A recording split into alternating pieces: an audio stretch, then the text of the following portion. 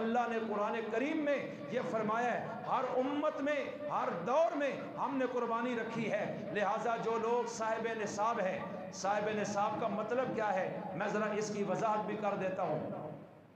کر چھوڑا یا آنا نے سارا کچھ، کیونکہ کئی آنے نے جی مولویاں کے پتہ ہے اسا آپ ہیں سارا کچھ پتہ ہے، تو میں آنا کسی پتہ ہے تو اٹھ کے ماں بھی دس چھوڑے اسی دسنے ہیں تو اس بعد اسے بھی پتہ لگتا ہے حاجی صاحب۔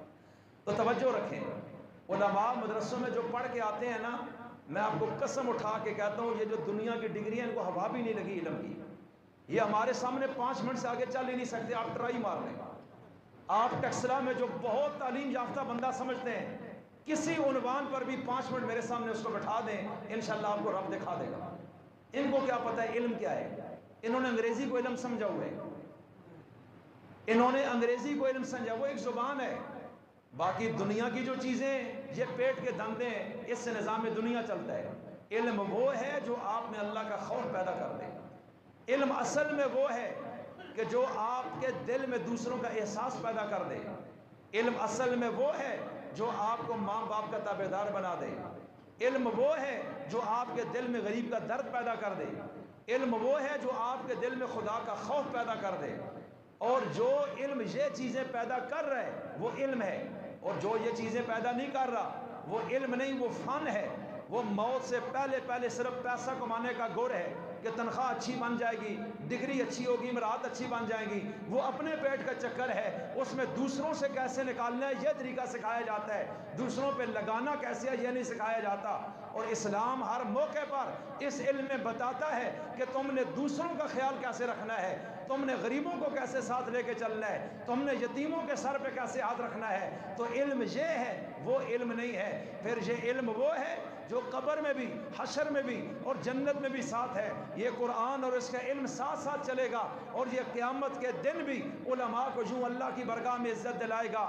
لیکن وہ دنیا کے ڈگری ہولڈرز، یہ قبر میں کچھ بھی نہیں ان کے پاس، حشر میں کچھ بھی نہیں ہے، وہ صرف دنیا کی ضرورت ہے، اس کو آپ علم نہ کہیے۔ علم یہ ہے جس کا میں تذکرہ کر رہا ہوں، جو اللہ نے آسمان سے اتارا ہے، جس کو صحابہ نے سینوں میں محفوظ کیا ہے، جس کو نبی نے عملاً ایک نظام اسلام کی شکل میں نافذ کر کے دنیا میں امن اور انصاف کا بسیرا قائم کیا ہے۔ تو یہ ہے وہ چیز جس کا میں ذکر کرنا چاہتا ہوں۔ تو بہرحال آج ہم غلط راستوں پہ جا رہے ہیں اور اپنے آپ کو سمجھتے بھی نہیں کہ ہم گمراہ ہو رہے ہیں۔ اس لیے جتنا علماء سے مضبوط تعلق ہوگا اتنے ہی زیادہ شیطان سے محفوظ ہوں گے، اور جتنا علماء سے دور ہوں گے اتنے ہی شیطان کا تر لقمہ بنیں گے۔ یہ چیک کر لیجئے، اللہ کے رسول فرما کے گئے ہیں کہ میرے اور نبیوں کے وارث علماء ہیں، باقیوں کو نہیں قرار دیا۔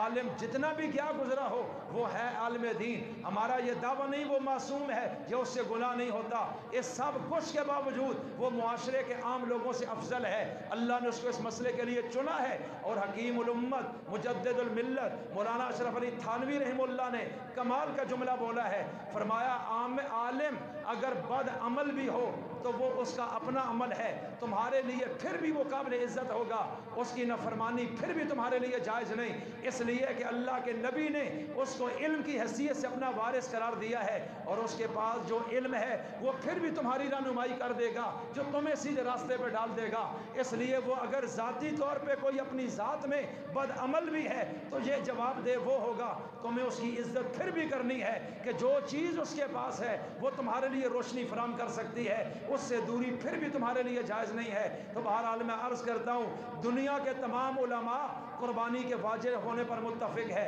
علماء میں سے کسی کا مضمون نہیں ہے کہ یہ پیسہ ضائع ہو رہا ہے یہ آپ لگا دیجئے غریبوں پہ، پوری دنیا کے علماء اس مسئلے پر اکٹھے ہیں۔ لیکن جو علماء کے مخالف شیطان صفت لوگ یا اپنے آپ کو بڑا علم والا سمجھتے ہیں اور آتا ان کو کچھ بھی نہیں ہے سوائے انگریزی اور چند جملوں کے اور چند چلاکیوں اور چرب لسانیوں کے، وہ اس طرح کی باتیں کر کے معاشرے کو علماء سے توڑنا چاہتے ہیں۔ اس لیے میں نے آپ پر واضح کر دیا ہے کہ اللہ نے ہر دور میں جانور کو ذبح کرنا اس قربانی کو ہر امت کے لیے لازم کیا ہے، اور آپ کے رسول نے مدینہ میں 10 سال قربانی کے جانور گرائے ہیں، اور آپ نے حج کے موقع پر 100 اونٹ اللہ کی برگاہ میں پیش کیا ہے۔ اور حضرت انس کہتے ہیں رسول اللہ ہر سال 2 مینڈے ذبح کرتے تھے، تو میں بھی جب تک زندہ ہوں میں ہر سال 2 جانور ذبح کرتا ہوں۔ اس صحابی نے بھی کبھی اس کو یہ نہیں سمجھا کہ نعوذ باللہ یہ معاشرے میں غربت پیدا ہو رہی ہے تو ہمیں یہ چھوڑ دینا چاہیے۔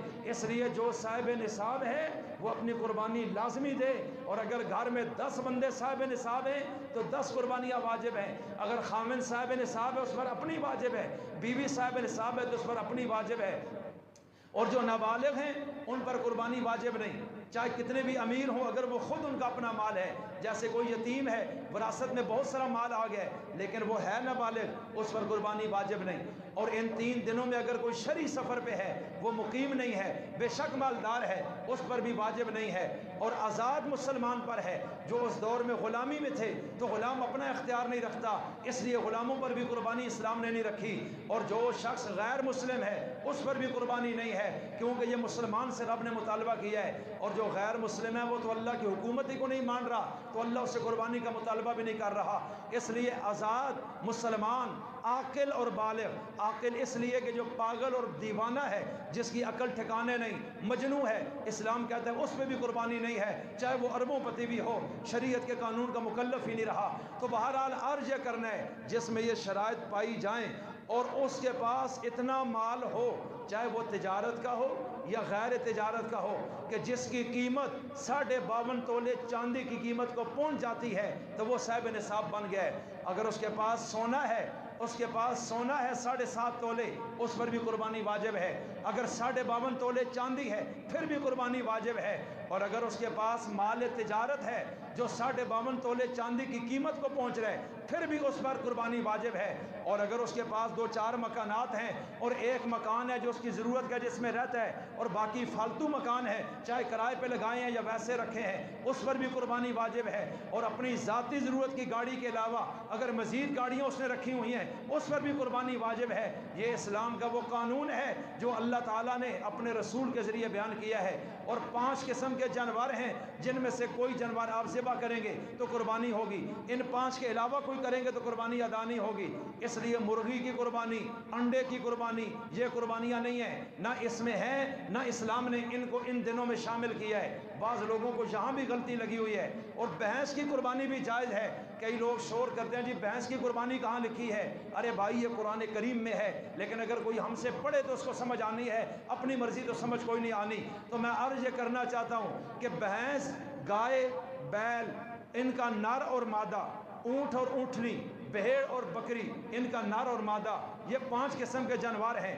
اونٹ، گائے، بھینس، اونٹ اور گائے، گائے اور بھینس ایک ہی چیز ہے، اونٹ ہے، گائے ہے، اور اس کے بعد بھیڑ، بکرا، دمبا، یہ جتنی چیزیں ہیں یہ سب کی سب آپ اس میں شامل کریں گے۔ اور اس میں عمروں کی شرط بھی ہے۔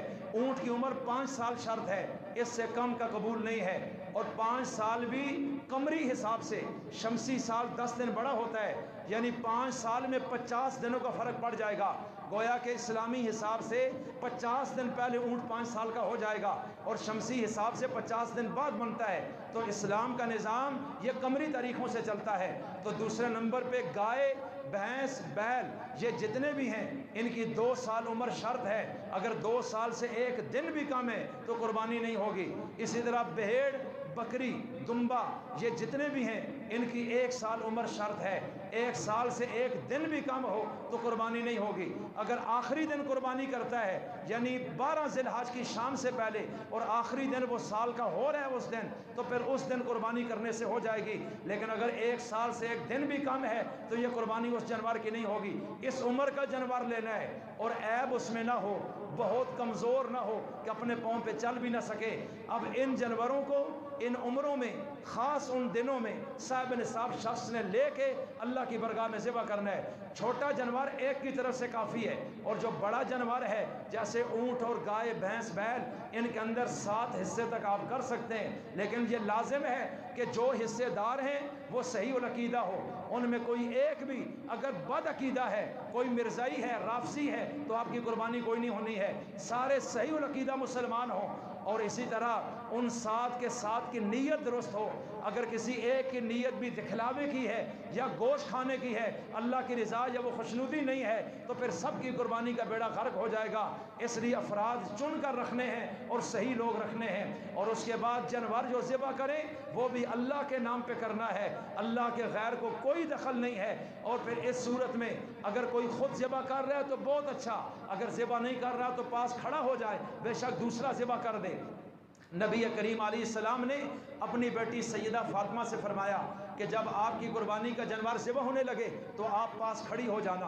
और इस तरह इस हदीस से ये बात साबित है कि आप दूसरे से भी ज़िबा करवा सकते हैं जो सही ज़िबा को जानता हो। अलबत्ता जो कसाई है उसके पैसे अलग देंगे, उसको उजरत में गोश्त या खाल आप नहीं दे सकते। अगर आपने दिया तो ये कुर्बानी का उतना हिस्सा नीचे गिर जाएगा, इतने पैसे फिर आपको सदका करने पड़ेंगे। अल्लाह समझ को अमल की तौफीक अता फरमाए। वमा अलैना इल्लल बलागुल मुबीन।